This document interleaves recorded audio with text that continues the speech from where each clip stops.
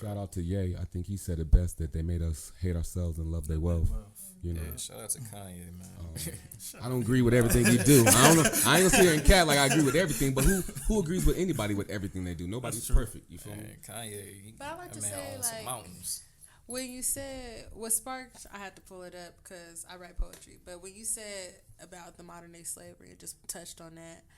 When I wrote on Blackout Tuesday or about Blackout Tuesday last year, one thing that came to mind when you said that was this statement that I said: becoming the new norm, and the conditioning was seamless. Just blending and becoming more incorporated with what we are used to seeing. Becoming the new norm and the conditioning was seamless, brutal, but we didn't become dreamless. Just understood that our reality was deadly. Like we saw that. Yeah, we can't really change. Thank you. We can't really change certain things about the reality of our situation, that being color, being black, being a minority, comes with the fact that we have targets on our backs. We are more likely to be killed for no good reason. We are more looked at as, the threat or enemy. However, over time, we just kind of got conditioned to believe that this is something that's just what it is. So we can't technically fully change it. We just have to accept that this is what it is. We are not necessarily, that comes back to the internalized hate. We don't try to hate ourselves. We don't, it's unconscious, it's subconscious, it's stuff that's implemented in our society, things that are stereotyped and further ingrained in us for our worth and different things like that, to where these days we have to take our own journey individually, spiritual or otherwise, to find out who we are, what we're meaning to bring to this world as people who are targets, as people who are looked at as less than, as people who are literally, what is the word I'm looking for? Poached in some type of way for their talent, for their usefulness, for their looks, for their culture, and having to make that difference. Sorry to digress, but it brought me back to that. That line in my poem, it brought me back to that, because it's like, dang, yeah, it's crazy how, modern slavery is real. We just became more conditioned to be okay with it, to understand that this is the reality in different ways. You know what I realized from being in jail is that, like, we call it modern slavery, but I realize it's like I'm going through the same thing, at least on an emotional level, that my ancestors were going through back then. Like, I'm on a bus shackled with other black men, being directed, telling them where to go, being put in places that we can't leave. I hear black people say all the time, like, slave, they try to bring back slavery. I ain't gonna woo. It ain't like that's what the prison system, that's what the jail system is. It's slavery. That's basically the 13th Amendment. Yeah, it's slavery. It's slavery with a different economic condition attached to it. I'm not in the field working, picking cotton or tobacco, but they're making money off of my body. Like, they say somebody is getting paid like $300,000 a year for each inmate, and I think that's one thing we have to realize as people is, like, the shit hasn't changed. Like, it hasn't changed. It's just evolved. Not one bit. Like, absolutely. Not one bit. The dynamic hasn't, from 1555 to 2021. The dynamic hasn't changed. It's just they just finessed this different ways. I feel like it's more discreet because it's not so much we're supplying one of the biggest resources for our country anymore. Right. We're not picking cotton, tobacco, and all that. We're not doing those things. So now it's undercover, quote unquote, because what it comes down to, private prisons. It's more insidious for sure. It's more insidious for sure, but it's under wraps. It's not us in fields. No, we're not providing these major crops for trade and different things like that in this day and age. However, in private prisons and prisons in general, but especially private prisons, because they make bank off of inmates. It's very much so discreet as opposed to being so evident. It's just this was removed from the eye. Like, I was in Central Mans in, like, downtown LA, and it's like, it's right here in downtown LA. It's right here. When I got released, they just released me. You feel me? That's how they release everybody. And I, like, as I got out, I'm looking back at the building like, this shit is going on right here. It's going on right here. Like, niggas is enslaved right here, and I go past that building all the time. You don't see it. I know exactly what you're talking about. You feel me? You don't see it, but it's happening right there. It's just like you said, it's being done covertly. But I feel like as Black people, we have to ask ourselves, what exactly do we want to see for ourselves and for our children? Because, you know, I would say our generation's Emmett Till was Trayvon, right? For us. And since that time, especially since like social media has like made things just more to the forefront, it's just been a string of this, a string of this, a string, just a series of things. And the cops who are doing the killing or doing the beating, like their excuses are always the same. It's like, oh, I thought it was my taser. I feared for my life. You know, I went into the wrong apartment. Right. I made him like, you feel me? And it's like we're getting like what do you know, what do you do? Like they say Einstein defined insanity as doing the same thing over and over again, expecting a different result. So as Black people, we have to really assess what's going on, assess what we've done to resolve the issue, and realize that everything that we've done up until this point hasn't gotten us the result that we want because it's still continuing. So we have to kind of sit with each other and figure out, or, you know, look at history or something and figure it out. But right now, us being in this house is not working. Right. It's unfortunate to know that it'll take, I mean, in theory, based off of past history, what we've seen work in the sense of great change is mass murder in some sense, a war, a battle, something to where there is a full-blown, full-fledged fight. And unfortunately, not trying to perpetuate a race war here. However, unfortunately, it seems like it's going to take a full-blown race war to fully make any type of real changes. Because even thinking about Malcolm X, and he's somebody that would be looked at as, for some people, an extremist for back then. Because he was more about action as opposed to being more passive, as Dr. King was. Mm-hmm. Now, if we all took Malcolm X's route, good or not, but it was action, who knows where we would have been today? If we stayed on that perpetual, shit, they give us violence, why shouldn't we give them the same? Give them hell the same way? Knowing that there is a lot of repercussions to come with it today, it's very difficult to get Black people on the same page because we have a lot of different variables that make us not connect in different ways. However, one of them being selfishness, amongst many, but absolutely is a sense of, realistically, it would take our masses of Black people, which we do have good numbers. I want to say something real quick to what you just said, because we are in a race war. That's not even like a debatable fact. No, it's not a debate. No, but just more so. When people hear the word war, they automatically think bloodshed, justifiably so. Right. But I want to make it clear that a war can be fought on there's the Cold War, multiple levels. Yeah, there's that war, alone. Right. There's a cultural war. Mm-hmm. There could be an economic war. Societal. There could be a social war. Yeah. Man, I'm so glad you said that, because when she said that, I was like, no, it didn't got to be about the violence. Man. No, it doesn't have to. Right? I mean, but that's what I'm saying. We've tried a lot of that, other things. No, I'm saying you were saying that because you were referencing Malcolm and Malcolm's theory, not because that was just your thought. Right.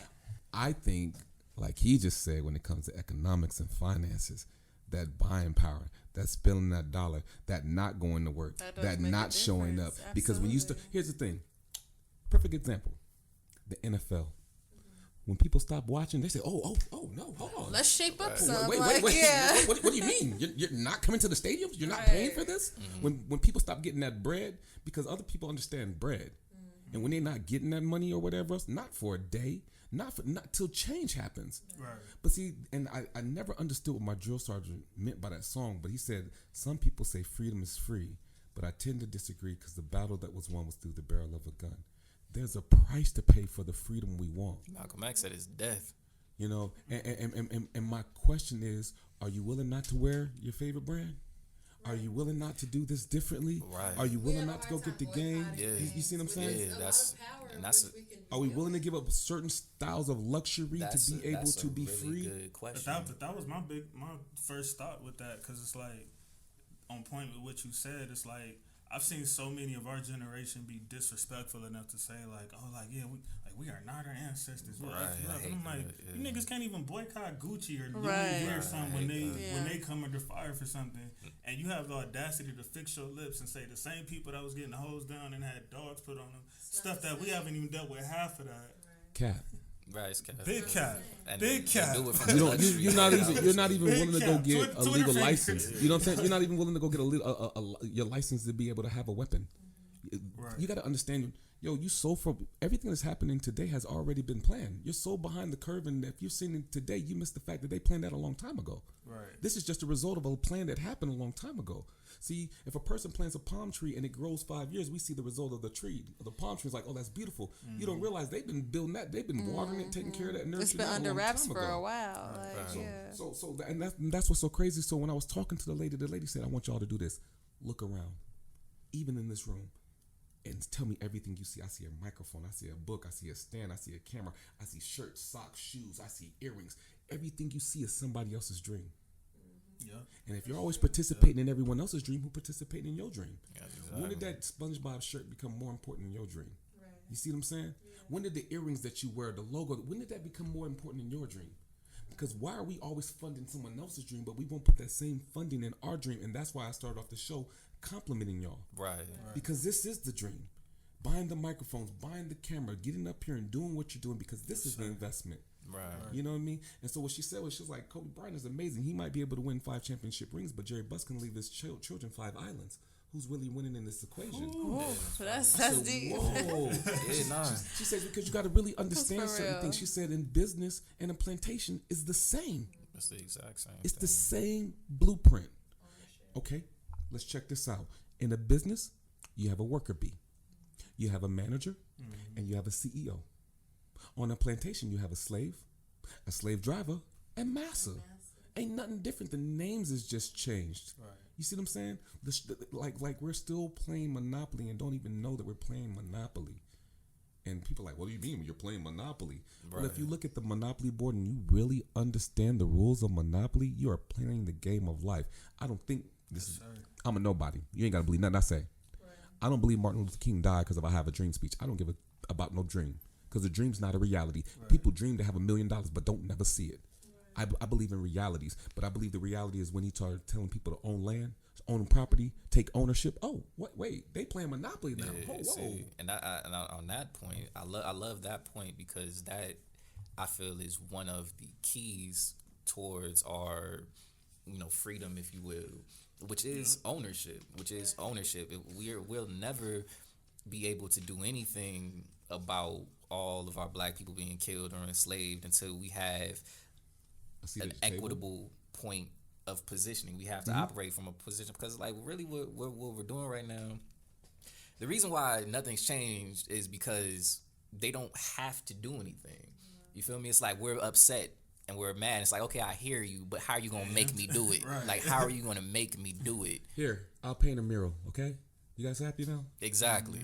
Exactly. I'll name a street you know after what? what's I'll his bring name. basketball back. Right. You guys happy now? Exactly. And tag Black Lives Matter on the court. They just give you. It's like the donkey and the carrot and the sticks. Like, you give them just enough to make them feel 'em going comfortable and and lull them to yep. sleep, spoil them. Like, black people, we got a lot of issues of individualism and things like that, and we gotta recognize what's really going on. We have to recognize what's actually happened and who's doing it, who's in charge, and what we can do to take ourselves out of that. It's going to be a sacrifice for sure. Have we ever asked ourselves this question?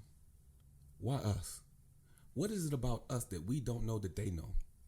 That's Because deep. if we ever knew who we really were, would we able to be in this situation right now? Because look, I don't hate on nobody for no reason. Right. I don't try to oppress someone for no reason. So for some reason, we're being oppressed and being hated on, but it's for a reason. We're considered 3/5 for a reason. There's separation for a reason. What is this reason? What is it that you know about me that I don't know about myself yet? And Yeah, I that's feel like deep. there's a couple theories with that, That's because deep. some could say, and a lot would say, and accurately so, I feel, as much as we can know, is that they feel inferior to us. They know that we have a lot of power. whether it's melanin, whether it's being able to work all day without passing out and getting cancer, or whatever it may be, we are special. We have hit Nick Cannon territory. Whoa, podcast. You're right though. You're right. We a little special. 100%. We a little special. Then there's also things like 100%. If some people want to just view it as a theory, but that everybody came from black people. Period. That's low key real, That's and in the fact. sense of blue eyes, blonde hair, that's all genetic mutations proven. Biological mishaps to an extent. And no, you good. And ultimately, I just feel like a big part of to answer your question, like to me, I feel like the big thing is that they got to see our ancestral power that we got stripped of being able to be exposed to. So we'll never truly be able to see what they're so fucking scared of, because they got to see it in our prime. They got to see it when we was able to do us, when we were able to be kings and queens and rule and have certain jurisdiction over certain land. They got to see that, and they was able to strip a good amount of us, at least the powerful ones, to where we had to succumb to certain things. But as we see within even American history, they showed us so much from our history. We learned. I was in Christian school, so I went through a Becca book of curriculum, which is based on Christianity and evolution, small paragraph. Charles Darwin, small paragraph, a theory, and creation is how things were created, which is cool and stuff. But ultimately, when it comes down to it, I feel like it's just a sense of the fact that they know our history better than we do. Their ancestors know better than we do. Why would I tell you the truth if I want to keep you oppressed? What's dude's name? J. Edgar Hoover, right? He said the biggest threat to America was the rise of a black messiah. You feel me? Not a, Asian messiah, not a, Hispanic messiah. He said a black messiah, because he knows that the moment that black people recognize what is really going on and we start moving how everyone else moves, how everybody else moves, right? It's like I'll link up with my people. Right. It's not like I gotta go out and hurt. I don't even really gotta go out and be violent towards anybody else. Our unity is the power. It's the atomic bomb. Everybody else, you got a Koreatown, you got a Armenian town. Right. You feel me? The moment that black people start organizing ourselves the way that people are supposed to organize themselves, that'll be that. Do y'all think where's Blacktown? Where's African Town? Exactly. Right. Yeah, exactly. Absolutely. We struggling. Do y'all think there was like a sense of manipulation and us being gullible as well? Of started with the of course, infiltration because of how they were able to do that. look, Maybe we were broken down and forced to be vulnerable. You got to look at us, right? When we passed our history on, we did it through song and dance. What they understood was the power of the pen, and the pen became law. And then we fell under laws and regulations and rules, but they were the ones who wrote. It's like a contract. Whoever makes the contract is the one that's in charge. Right. So the difference between us is we don't get the power of the pen yet, and finance. Because guess what? We have buying power, right? We spend the most money, but we never spend that money within us. The black dollar always leaves us. Right. But if we understood, if we kept the black dollar within us, what would that change? What ripple effects would it change if we didn't have to go outside and give our finances to everyone else? And we started building our own communities and our own things and our own wealth or whatever else. But we have a stigma of we want to keep up with the Joneses. Right. You know? And I'd like to also add in the sense of what are people afraid of for black people? Also looking back at the fact that how we were so conditioned and stripped of our spirituality, into where Christianity became what we had to be singing about, what we had to be learning about, what we had to be praising. Let's not forget, and I feel like a lot of black people forget that because they're so ingrained in church, they forget that Christianity wasn't ours. Christianity is not what our ancestors dealt with. That's what our enslaved ancestors, once we got enslaved, had to learn. But even in media and movies and different things, people don't like the paranormal aspect. I love it because I love the aspect of let's talk about hoodoo and voodoo and the power that we have, because when it comes down to it, even if we were just to look at human psychology, psychosomatic symptoms are real. If you believe something strong enough, it'll happen or you'll feel it.